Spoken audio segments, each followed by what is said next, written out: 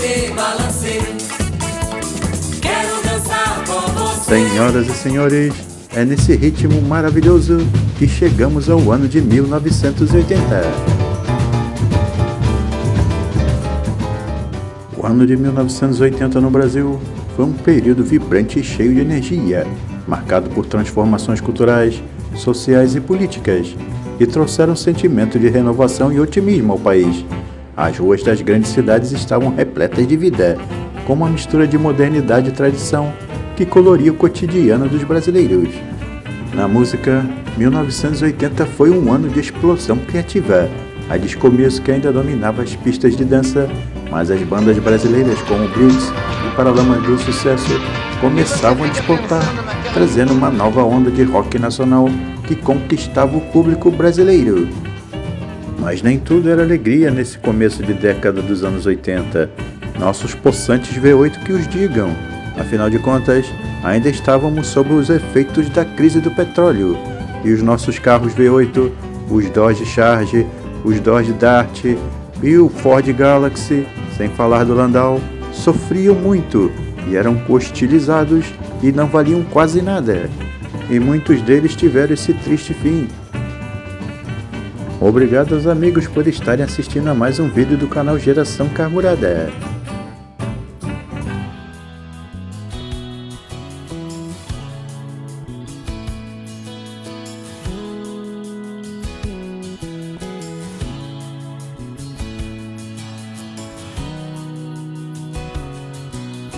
Voltar ao ano de 1980 é como abrir um álbum de memórias repleto de aventuras, amizades e descobertas.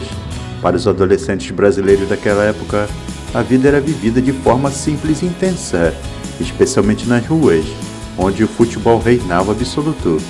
As peladas, os jogos improvisados de futebol eram mais do que um passatempo, eram um estilo de vida. Vamos embarcar em uma viagem nostálgica para relembrar como era um adolescente no Brasil dos anos 80, assim como fatos marcantes no Brasil e no mundo. Para quem não me conhece, meu nome é Renato, e serei seu anfitrião nessa viagem nostálgica a essa era maravilhosa do nosso país. Em 1980, o Brasil vivia um momento de transição política e cultural. Estávamos prestes a sair do regime militar e caminhávamos em um regime de abertura política. A economia ainda enfrentava desafios, mas isso não diminuía a alegria e o entusiasmo dos jovens. As ruas eram palco das brincadeiras e dos sonhos. Sem a presença avassaladora da tecnologia, os adolescentes se divertiam ao ar livre, e o futebol ainda era a grande paixão nacional. O país ainda era governado pelos militares, com o general João Batista Figueiredo ocupando a presidência. Figueiredo havia assumido o cargo em 79, e prometia uma gradual abertura política, que viria a se intensificar nos anos seguintes. Durante este período, a Lei da Anistia, promulgada em 1979, começou a surtir efeito, permitindo a volta de exilados políticos e a libertação de presos políticos. Este foi um passo importante para a reconciliação nacional, para a construção de uma democracia sólida. A economia brasileira enfrentava desafios significativos em 80. O país estava lidando com os efeitos da crise do petróleo de 79, que impactou severamente as economias globais. A inflação era um problema persistente, e o governo adotava medidas para tentar estabilizar a economia e promover o crescimento. Para muitos brasileiros, 1980 foi um ano de incertezas econômicas. As dificuldades de manter o poder de compra e a alta dos preços afetavam o dia a dia das famílias, que precisavam lidar com a inflação galopante. Apesar dos desafios econômicos e políticos, a cultura brasileira florescia. A música, o cinema e a televisão desempenhavam papéis cruciais na vida cotidiana. A música popular brasileira ainda estava em alta, mas o rock nacional já pedia passagem. Bandas como a Legião Urbana, que antes se chamava Aborto Elétrico, o Barão Vermelho, os Titãs e os Paralamas do Sucesso eram considerados os principais grupos daquele período. Na televisão, a novela Coração Alado, exibido pela Rede Globo, era um sucesso, refletindo o gosto nacional por telenovelas que misturavam drama, romance e elementos culturais brasileiros. A programação televisiva oferecia uma variedade de entretenimento que unia as famílias em torno da TV. Falando agora sobre a política internacional, o mundo em 1980 estava imerso na Guerra Fria, com tensões entre os Estados Unidos e a União Soviética influenciando a política global. A eleição de Ronald Reagan como presidente dos Estados Unidos marcou uma mudança significativa na política americana, com a postura mais agressiva em relação à União Soviética. No cenário cultural global, 1980 foi um ano de grandes perdas e conquistas. A morte do John Lennon, ex-Beatle, em dezembro de 1980, chocou o mundo e marcou uma das maiores tragédias da música. Lennon, um ícone da paz e da música, foi assassinado em Nova York, deixando um legado duradouro. Em 80, o mundo da tecnologia estava em plena transformação. A IBM lançou seu primeiro computador pessoal, o IBM PC, que revolucionou o mercado e deu início à era dos computadores pessoais. Este foi um marco importante que mudou o futuro da tecnologia e da computação. Em julho de 1980, acontecia na União Soviética as Olimpíadas de Moscou, onde os Estados Unidos boicotaram os Jogos Olímpicos por motivos políticos, tudo por conta do cenário da Guerra Fria. No dia 20 de janeiro, o desabamento da arquibancada durante uma corrida de touros em Sincelejo, no norte da Colômbia, deixava 400 mortos e mais de 2.000 feridos. No dia 10 de fevereiro, o Corinthians vencia a Ponte Preta por 2-0 e conquistava o título de campeão paulista de futebol de 1979. E no dia 12 de fevereiro, Tele Santana era anunciado como novo treinador da seleção brasileira de futebol. No dia 17 de fevereiro, um caminhão invadia a estação ferroviária de Barueri, na Grande São Paulo, atropelando diversas pessoas e deixando 9 mortos e 6 feridos. Falando ainda sobre São Paulo, no dia 20 de fevereiro, um temporal de grandes dimensões alagava a cidade paulista e a região do ABC e 9 pessoas morreram. As enchentes do Vale do Ribeira resultaram em 11 mortes. No dia 26 de fevereiro, a cheia histórica do Rio Tocantins fez desaparecer o município de Marabá, no Pará. O governo federal anunciava a transferência da sede do município, denominado de Novo Marabá. No dia 8 de março, um fato inusitado acontecia no Rio de Janeiro. Denominado Efeito Casimiro, milhares de pessoas se deslocavam para a cidade de Casimiro de Abreu, onde acreditavam que uma nave oriunda de Júpiter pousaria em uma fazenda local, segundo o fazendeiro Edilson Barbosa, autodenominado de como Mensageiro de Júpiter. Dia 30 de março foi um dia especial para os amantes do automobilismo. Nelson Piquet vencia o GP do Oeste dos Estados Unidos, em Long Beach, e Emerson Fittipaldi chegava em terceiro lugar. Era a primeira vitória de Piquet na carreira e o último pódio de Emerson na categoria.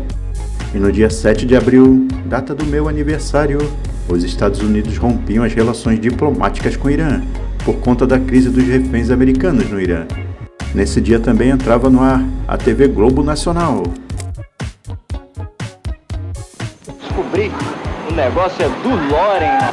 Aquela calcinha macia, desse tamanho, da mesma cor da pele e fiquei nas nuvens. Meio transparente. Mas deu pra ver. O sutiã, melhor que nua. Aquele fininho. Ah, se no meu tempo tivesse do Loren. Loren. Os homens exigem do Loren. E você? E agora vamos rever os fatos que marcaram a indústria automobilística nacional no ano de 1980. E vamos começar pela Volkswagen. Nesse ano, a empresa alemã assinou a sentença de morte da Chrysler do Brasil, empresa que havia comprado, assim como fez nascer o Volkswagen Gol, o primeiro Volkswagen do mundo com motor refrigerado a ar na dianteira.